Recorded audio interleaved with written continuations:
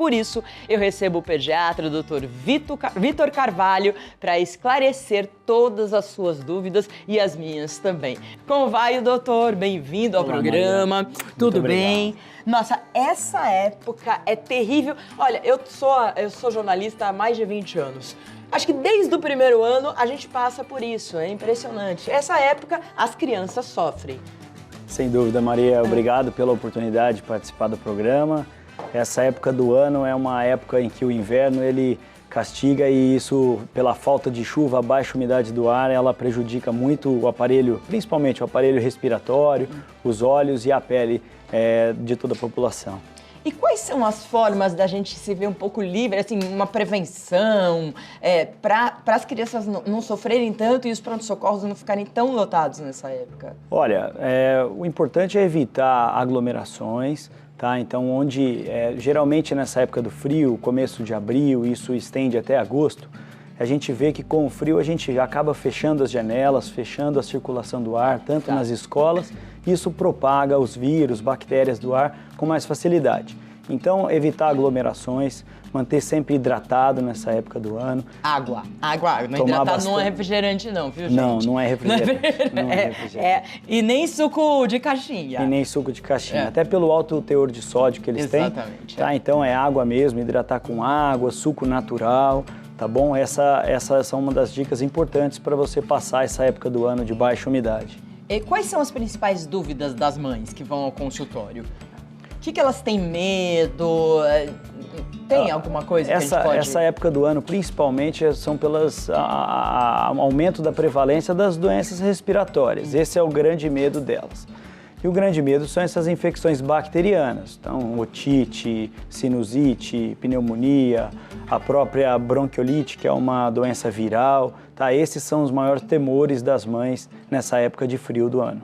Quem tem asma, então, criança que tem asma sofre nessa época? Sofre, realmente. Quem sofre mais nessa época do ano são as populações extremas. Então, são as crianças e os idosos. Aqueles que têm problemas respiratórios sofrem mais também. Tá? Então, o pulmão fica muito seco e tem uma dificuldade naquela lavagem fisiológica do pulmão. Isso contribui para uma maior uma predisposição a infecções.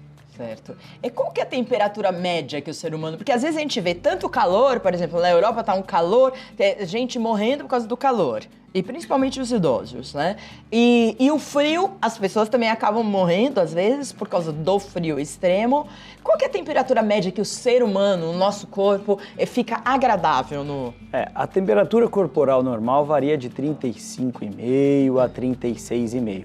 A temperatura ideal do nosso ambiente seria na faixa aí de uns 24, 25 até uns 30, 35. Mais do que isso também é muito quente e muito frio também a gente sofre.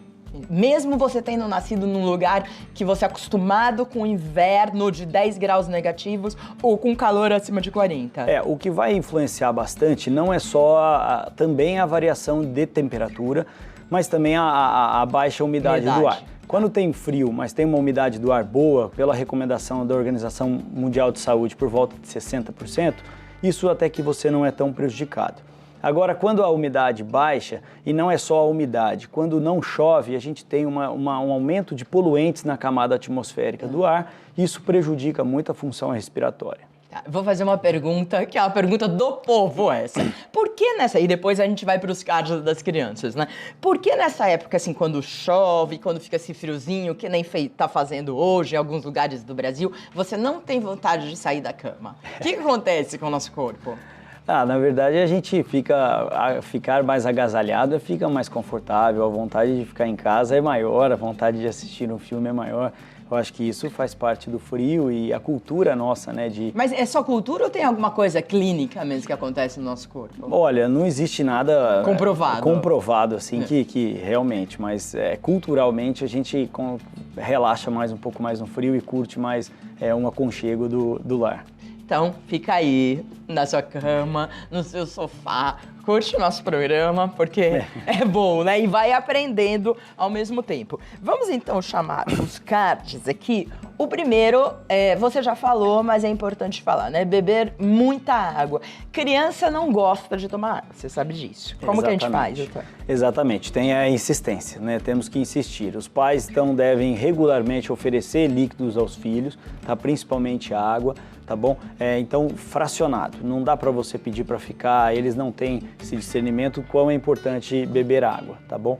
Então, de forma regular, oferecer água ao filho, tá bom? Isso é importante nessa época do ano. Tá, se o filho falar, eu não quero, aí fala, toma um pouquinho? Toma um pouquinho, daqui a pouco ofereça de novo. Tá, então, sempre oferecendo, porque se deixar pela criança, a criança não vai tomar. Isso, a criança prefere brincar, prefere fazer outras coisas. Né? Ou tomar outras coisas, né? Segundo, lavar o nariz com soro fisiológico. Soro ou esses novos, tanto faz? Isso é muito importante. Essa época do ano onde a baixa umidade do ar fica muito ressecado o nosso nariz, o nosso epitélio nasal e até a parte pulmonar. Então, você manter a hidratação do seu nariz com soro fisiológico, que é o cloreto de sódio a 0,9%, isso é fundamental, tá bom? O quanto eu devo passar? Geralmente umas 4 vezes ao dia, 5 vezes ao dia. Você pode ser como esse na foto, esses de spray, tá bom? Ou aqueles conta-gotas, ou até com a própria seringa. Certo, aí você põe, faz assim e já vai estar limpando. Isso vai estar limpando a sua via aérea, principalmente essa via aérea superior, tá? Isso vai limpando e tirando todo aquele muco também que fica produzindo durante o dia e dá uma hidratada. E quem não faz isso, o que acontece? Quem não faz fica com a sensação de ressecamento no nariz, obstrução nasal, pode predispor quem tem rinite a desencadear rinite. Dá muito prurido, tudo isso E no banho, não consegue lavar no banho? O banho você pode jogar uma água, isso vai ajudar a limpar, tá? O próprio vapor da água no banho, tá bom? Evitar também banhos muito quentes, isso também deixa a pele muito seca, tá? Mas o próprio banho também já ajuda pela própria aspiração mesmo do vapor de água. Tá, mas quem vive em ar-condicionado, é bom ter. Essa é uma grande dica. Eu vou falar para a produção aqui, o Vinícius comprar um desse aqui para mim, porque eu preciso estar bem descongestionada. A gente fica sempre lembrando dessa época do ano, da baixa umidade, mas quem vive frequentemente em ar-condicionado, o ar-condicionado deixa mesmo a umidade do ar um pouco mais baixa. Então, aconselharia colocar um umidificador, esses vaporizadores de água, e isso aí ajuda a contribuir para um aumento da umidade do ar. Esse negócio de bacia funciona? Olha, ajuda, tá? Hoje em dia a gente tem artifícios melhores, que são os umidificadores e os vaporizadores. Que eles aumentam o preço, eu vejo na farmácia. De preferência, chega essa época, pum, o preço vai lá para cima. De preferência os umidificadores ultrassônicos, né? Que eles falam que a partícula de água fica mais tempo no ar, tá bom? Então, esses materiais... Quem não tem um umidificador, dá para ir para a velha e boa bacia de água ou uma toalha mesmo de água torcida. Tudo isso ajuda para aumentar um pouco a umidade do ar. Mas esse umidificador, muito umidificador, quando põe na parede, ele pode estragar a parede também. Muito importante isso. O ideal, a Organização Mundial de Saúde preconiza que a gente ligue o umidificador por volta de 1 a 3 horas, não ficar mais do que isso. Então, você vai dormir, você coloca 1 a 3 horas ele antes de dormir. Na hora que você for dormir, desliga ele e você mantém a umidade do ar estável. E mantém? Exato. Eles vendem que sim, os umidificadores entendi. que sim. O fato é que se você deixar muito o umidificador ligado, aumenta a proliferação de ácaros e mofos no quarto. Tá bom? Então, isso pode prejudicar. Uma alta umidade do ar. Ah, entendi. Porque o fungo, ele se desenvolve em áreas mais úmidas. Tanto que tem frieira e tudo, sempre no ponto que a gente não seca, né? Isso, essa área que fica um pouco mais úmida, existe um aumento da proliferação de ácaro e mofo, então priora também quem tem problemas respiratórios, rinite, enfim. Tá, então põe para melhorar a umidificação do ar quando está muito seco, mas também não queira... Não precisa deixar ligado no mesmo local durante o dia todo. Não vai proliferar essas coisas, bactéria prolifera assim? Não. Menos, mais fungo, que né? prolifera na umidade. Bom, vamos ao nariz, a gente já falou. passe hidratante. Olha esse bebê, que fofura! Que bonitinho. Olha o negocinho de hidratante nele. Hidratante no bebê, a gente passa, né? Aqueles infantis. A gente pode passar sim. Existem algumas especificações próprias para os bebês, tá? Tem que sempre manter a pele hidratada, tá? Porque a pele seca prejudica também, a gente desidrata mais. Mas bebê tem pele seca? Eu nem me lembro, que eu tive filho já faz tanto tempo. Existem algumas doenças, sim, que predispõem a pele mais seca. Por exemplo, a dermatite atópica e essa época do ano mesmo também, a gente perde muita água pela pele, tá bom? Então essa época fica um pouco mais seca também e tem um maior risco de desidratação. E o bebê também não deve tomar banho em água muito quente, porque às vezes a gente coloca pra ele já ir dormir, né? Pra ficar relaxado. Né? Mas também não faz bem, o ideal não é uma água muito quente, tá bom? A água quente, ela causa desidratação, pode fazer até uma vasodilatação e o bebê fica mais mole mesmo. Isso aí é comum mesmo do banho quente. É por isso que a gente dá banho quente na noite pro bebê já... Relaxar e dormir. Já relaxar, né? Mas cuidado com a temperatura da água. Vamos ao quarto, que é evitar passeios e esportes ao ar livre? Como assim, doutor? É o seguinte, essa época do ano, por causa da baixa umidade do ar, a gente tem algumas umidades do ar relativa. Por exemplo, São Paulo teve áreas que teve 16% de porcentagem de umidade do ar. E tem que ter 60%, né? Isso, o ideal é 60%. Tá? Então, se você pratica esporte intenso, moderado ou intenso nessa época, você perde mais água. Então, já pela baixa umidade, você vai perder bastante. Perdendo mais pelo exercício extenuante, isso vai piorar muito a sua condição de hidratação. Tá bom? Outra importante é esses esportes junto com essas ruas que passam muito carros, com muito poluentes. Isso também não é bom para o nosso pulmão. Então andar de bicicleta, a ciclovia que fica do lado... Exatamente. Um monte de carro, caminhão, jogando aquela fumaça nessa época do ano não é bom. Ai, que pena. Eu gosto tanto de andar de bicicleta assim na ciclovia. Eu não entendo essa equação aí. Porque, olha, pra mim, exercício. Já é quando tá muito quente, fala que não deve fazer, porque senão você fica muito exposto. Quando tem baixa umidade, né? Tem que ter temperatura ideal. A minha disposição, temperatura ideal para juntar tudo isso, doutor? Exato. A verdade o grande risco disso tudo é a desidratação. É você tentar manter a volemia de líquido dentro do seu corpo. A o quê? A volemia, desculpa. Volemia é o quanto de líquido você tem no corpo. É volume? O volume. Entendi. Idosos e crianças. Idosos e crianças são os extremos que são mais prejudicados nessa época do ano. Tem que tomar mais água. Quantos litros? Olha, o adulto geralmente de 2 a 3 litros. A criança de 1,5, pode chegar até 2 também, a depender da idade. Aí os bebezinhos menores, né, maior de 6 meses, é 1 litro por dia, um pouco menos também tá bom. Aquelas chuquinhas de chá equivalem ao líquido? Olha, o chá existem alguns tipos de chás que são bons sim para a saúde, né? O que você não pode é aqueles chás que tem muita processado, aqueles chás que tem algum tipo de fermentação diferente na sua produção. Tá? Agora, se for um chá, esses de ervas naturais, não tem problema. Entendi.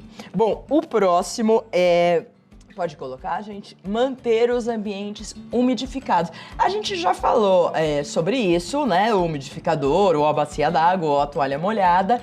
A gente pode falar, em vez disso, sobre manter os ambientes abertos, talvez? Exato, isso é uma boa dica, manter sempre os ambientes ventilados. Tá ventilados. Bom? Mesmo nessa época do ano, a gente deve abrir um pouco sim a janela para deixar um pouco o ar correr. Isso facilita a dispersão de bactérias e vírus, diminuindo assim as infecções respiratórias. Então aquele velho hábito de levantar e abrir a janela e deixar não é mito, deixar o ar entrar Não é mito. Isso é muito importante para a saúde, é muito importante para a circulação do ar e a renovação do ar, aquele ar que a gente respira. Existe alguma ideia de quanto tempo precisa dessa janela aberta? Porque às vezes eu acordo, abro, aí eu vou sair, eu vou fechar a janela. Quanto tempo circula aí? Não existe, é mais uma sensação do ar novo entrando, tá bom? Isso é o mais importante, tá bom? Sim. Então, não tem um tempo exato, mas em torno de uns 15, 20 minutos você já consegue arejar bem. Entendi. Nós temos uma pergunta que foi mandada agora, através do WhatsApp, a Cristina. Olha lá o filhinho dela, tá vendo na foto? Bom dia, posso fazer inalação diariamente na criança somente com soro fisiológico por causa desse tempo seco? Cristina. Exatamente, Cristina.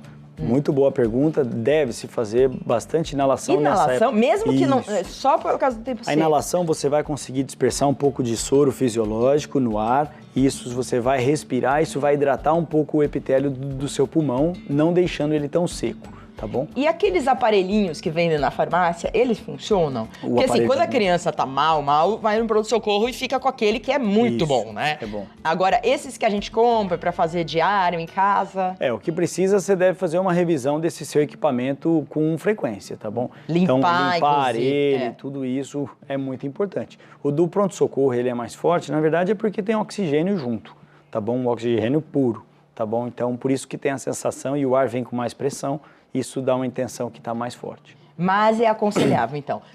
Tempo muito seco, faça na sua criança. Faça 4 vezes ao dia, tá bom? De 6 em 6 horas.